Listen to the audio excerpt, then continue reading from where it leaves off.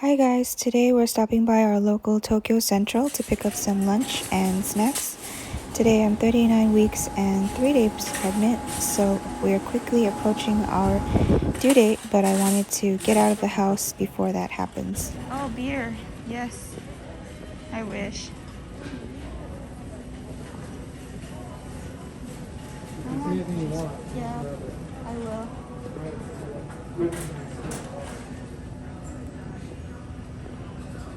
I want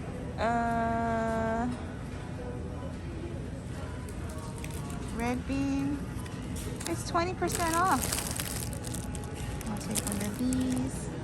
Our local Tokyo Central has a lot of delicious Japanese food and snacks, as well as American or westernized food and snacks as well. We are grabbing food from this Japanese style buffet that Is this has what you a were lot of talking about? fresh, hot, Oh, yes. warm foods ready for you to take for lunch. Yummy.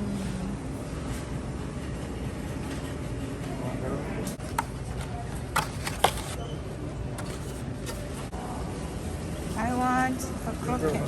I like the potato.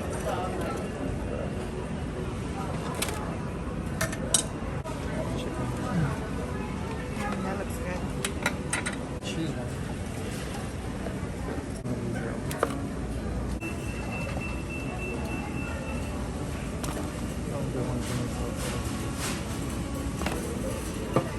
If you're in a rush or you don't feel like getting food from the buffet, you can also get some freshly packaged lunch meal options as well. All of their foods that are packaged are so fresh as they're made that same day, and they go so quickly because they're so delicious. Get one of these.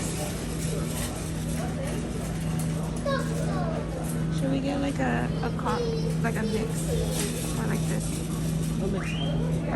For us, the best part of Tokyo Central is that they have fresh sushi and sashimi meals prepared for you. They're so fresh and delicious. I sometimes even think it tastes even better than if you were to order sushi at a restaurant. You can even see the chef preparing the rice balls for the sushi right there as you are shopping for your lunch. There are plenty of cooked seafood options if you cannot have or prefer not to have raw fish items.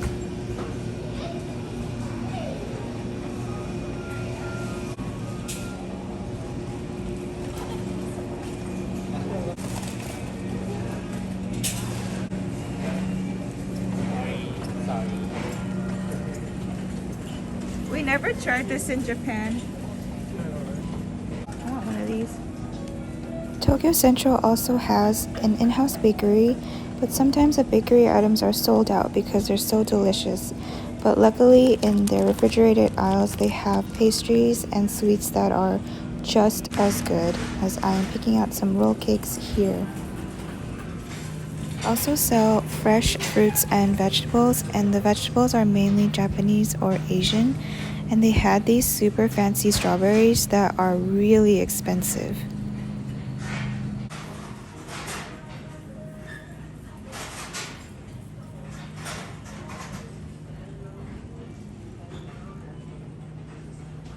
Milk tea. Maybe I'll try that. Milk? Yeah. Oh, they are different. This is the last one of its kind. My coworker gave me one of these soba and udon style noodles, and I am so obsessed as there's this huge tofu chunk inside of them. Here's our cart that we're gonna eat for lunch and some extra Can I get one? snacks.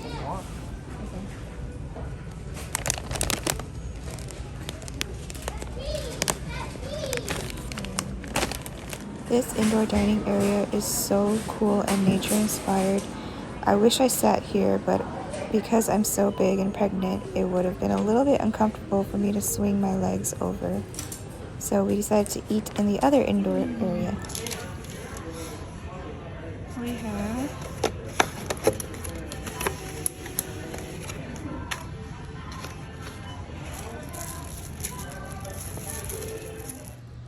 I'm so full and super big, even more bigger than I already am after eating. Today I'm 39 weeks and 4 days pregnant, and we will be planting some tomatoes and onions in our planter box. Oh, grub. Oh, that's a potato. Why is there a potato in here? Probably just didn't get it out in time.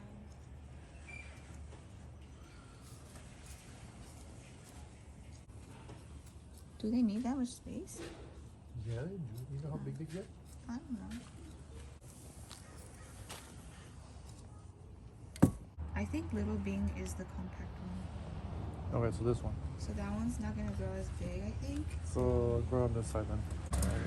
You gotta loosen it up a little bit. Will he get enough sun here? Yeah, in midday he's gonna get plenty of sun. Like right around here.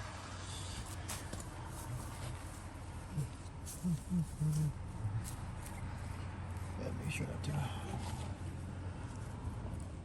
compact a little bit. Okay, next one. Should we do this one? Sure. Who's that one? Sweet Million. Okay.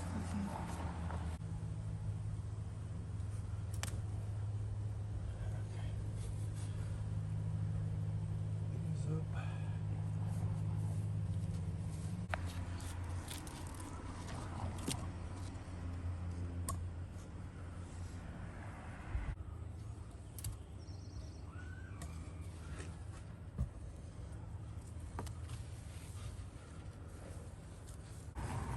There we go. Now we have to water him. Yep.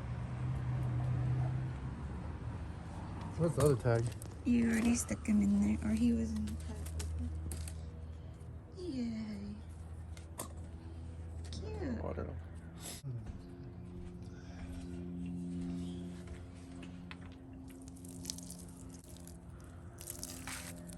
I think it needs more water. I'm doing initial, like, slowly. You don't want to put too much water at once. I want to do more. I'm trying to, like, because we don't have like a shower system. It's just like a, you know what I mean? Like a spray, like a shower can. You can't just flood them like with It doesn't the absorb it. 40 days. You know, these are already big plants. They're not small ones. One growing around them too. Do I need to fertilize them? Not right now. A little bit. Then we'll get strong enough. Okay. That's enough for now. Because they're already wet inside the thing. Okay.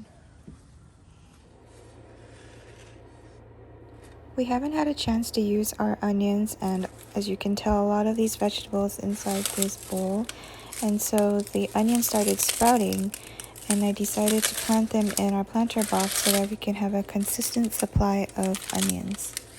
All of the plants in that bowl are from my husband's family farm. They own an organic Asian farm up in Camarillo, California, so we always get fresh organic vegetables every weekend. Even so, I hate to waste vegetables, so I like to regrow these plants if I can in our planter box, or try to compost them as well. I'm peeling away the extra onion layers because if you were to plant them directly in the dirt, the extra onion layers may cause rotting around the roots. As you can see underneath the onion, there are already 2 fresh sprouts growing that can be planted. Or you can propagate them in water first and let the roots grow out and then plant them in the soil. But today we're going to plant them directly in the soil.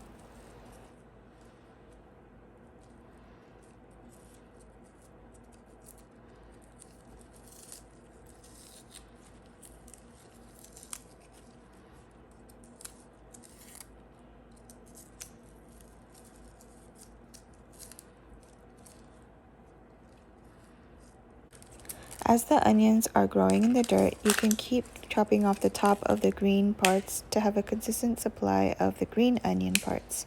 And then later, when the onions are ready, you will have fresh onion bulbs ready to eat.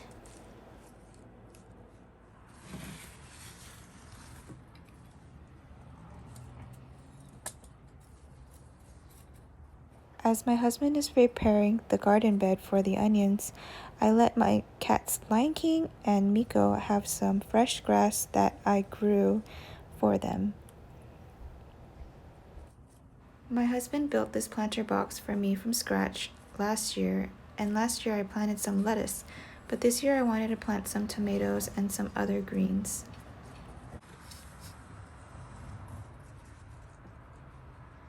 As you can tell by now, we don't have a proper shovel for our plants, so we've been using this paint tool to plant and move some dirt around.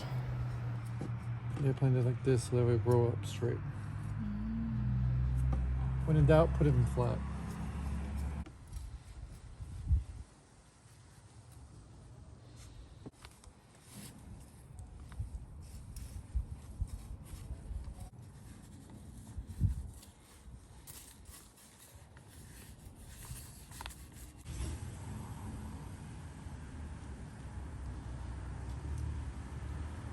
I'm hoping all of these plants will survive because I don't really have a good green thumb, but luckily my husband does. This plant watering can is from IKEA, and honestly I bought it because it was really cute, but it actually works really well and is quite sturdy. I'm trimming these buds on these roses because if they continue growing in that direction, they will harm the rose stems. I killed this guy and he grew back again. Kill him. He's an offshoot. He's gonna, yeah, I think he's gonna keep trying to grow. Yeah, it's because you don't cut them deeper. To finish off our day, we are having Mediterranean food because I was craving it so much. I love hummus and I love sour, tangy flavors, and this definitely hits the spot.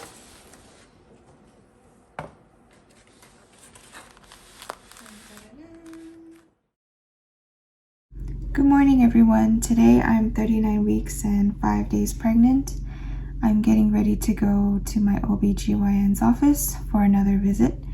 And honestly, I thought I wouldn't have to go to this office visit because I thought I would have given birth by now, and my doctor thought so too, but that did not happen.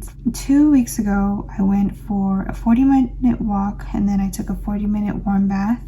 And then that night I woke up to like a lot of contractions. Like it hurt so bad that I actually woke up to the contractions, and they felt like the tight abdomen, tightening around the abdomen plus menstrual cramps. And that lasted for like, I think 10 to 15 minutes. I couldn't go back to sleep because it hurt, but I eventually was able to. And then when I woke up in the morning, I felt really tired, and throughout the day I just was really sluggish, and I had to go multiple times throughout the day. And I was like, okay, this is more of a sign of impending labor, because when you go more or have like diarrhea, for example, I think it's your body trying to like get rid of all the excess waste before, clean your system before you go into labor. And that night I lost my mucus plug. And I was like, oh, I've heard of this mucus plug, that it is kind of like a symptom or a sign that your cervix is kind of opening. And I had already told this to my doctor at my last visit, and he wasn't really concerned. He was like, oh, the mucus plug can come out like weeks before labor, like nothing could happen. It's just like a normal thing. And so I wasn't too worried, but I started wearing like my incontinence diapers. I was going to save those for postpartum for the bleeding, but I started wearing them because I was worried that like maybe my water would break while I'm sleeping or, on the couch and getting up. I was worried that water would break and I didn't want it to get all over my furniture. So I did that, and I did that for like a few days, and I was like, okay, this is kind of a waste because I'm not even getting like contractions anymore. So I stopped wearing them, but I'm kind of glad I did wear them, because every day since the first day that I lost my mucus plug, a little bit of mucus plug was coming out, like every day. Like in the morning when I would wake up and have my morning pee, like something, a little bit would come out. I don't really think though that the diaper was necessary for that. You could definitely just get away with wearing like a thicker, like even a period pad to kind of catch all that if you need to. That was 2 weeks ago. Up until 3 days ago, I was feeling extra tired. But I had to run some errands, and then I was like, okay, you know, I just want to rest today, but I was like, I should probably go on another walk. You know, walks and moving around while you're pregnant is recommended if you can physically move. It's recommended to do that. So I was like, ugh, I have a treadmill that I bought specifically for these moments, because I know that I wasn't gonna want to like walk outside because I have to pee like every 10 minutes, and I'm like, there isn't gonna be a bathroom in my local park that I can just go to. So I was like, let's try using the treadmill again. So I went on the treadmill for 30 minutes. I was catching up on my favorite YouTube channels, and after 30 minutes of walking, I had some light dinner and I was resting on the couch, and then I started having contractions. Like, not crazy, but it was definitely hurting, and it felt like those menstrual cramps as well, on top of like the abdomen tightening and stuff like that. But then what was crazy was that baby started moving insanely. Like, baby was like rolling, his arms were like moving around where I think they're his arms. Definitely his legs were like kicking and squirming and like pushing and everything, all that. It almost felt like he was trying to like claw himself out.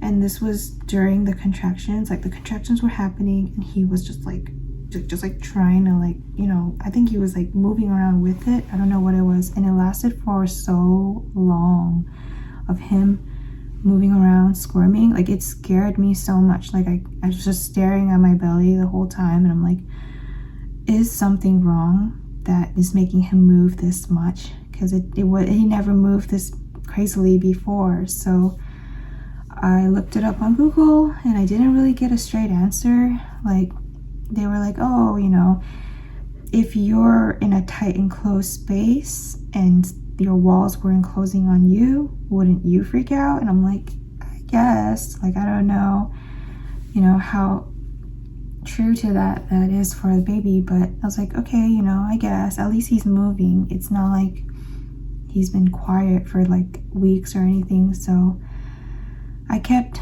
monitoring him, and I was having contractions and all that, and I had to go pee as usual. And as I was peeing, I got bloody show, which is slightly different than mucus plug.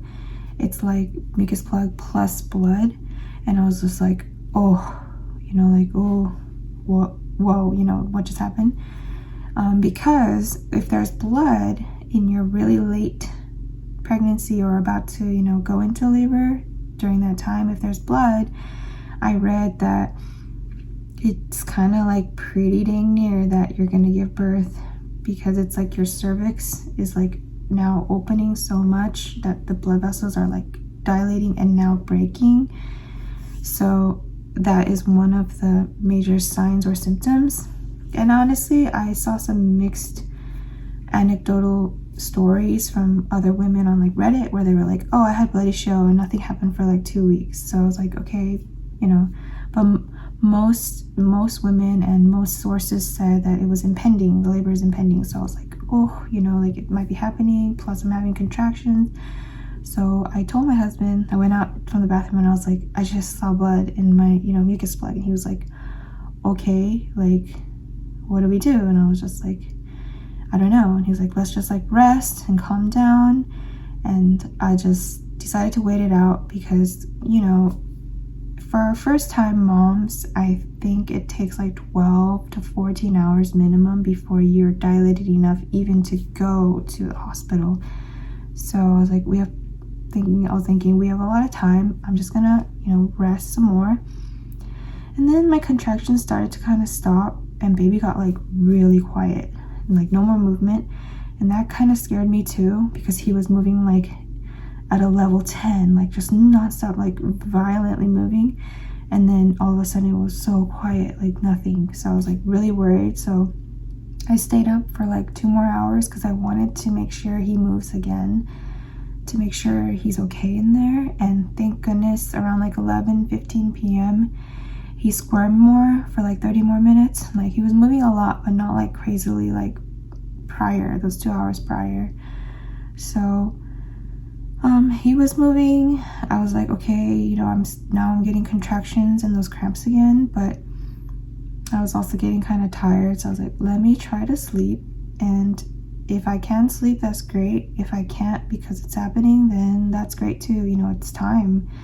I'm scared, but it's got to come out. He's got to come out sometime. So I managed to go to sleep, and in the morning when I woke up, I was surprised that I actually had woken up in the morning, because I thought I would wake up during the night to go to the hospital. But it was already morning and nothing had happened. And that was 3 days ago. Nothing happened.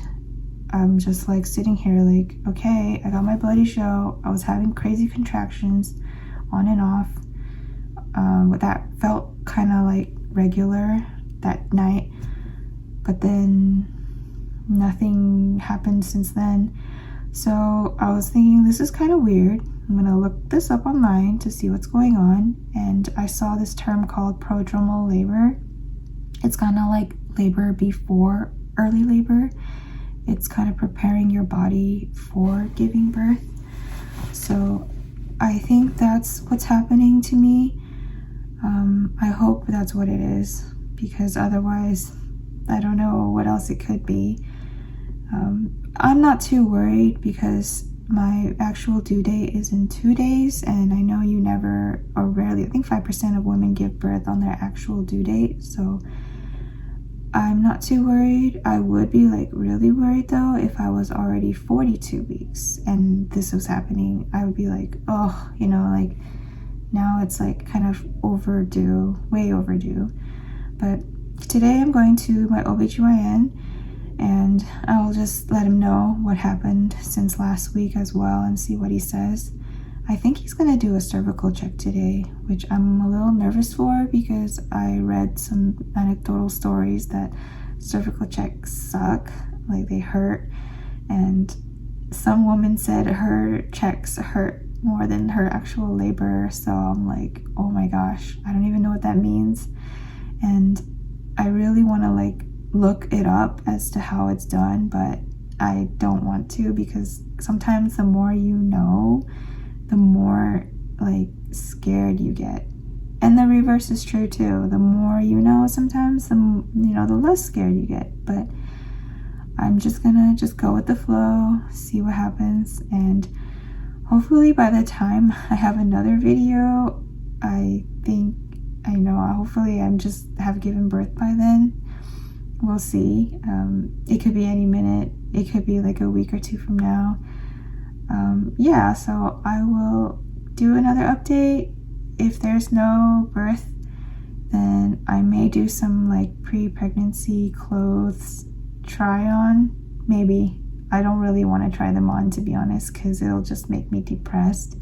I already have like body image issues that I'm trying to sort out and be content with my own body and mind, but I might do one of those. We'll see. Yeah, so see you guys next time. Bye.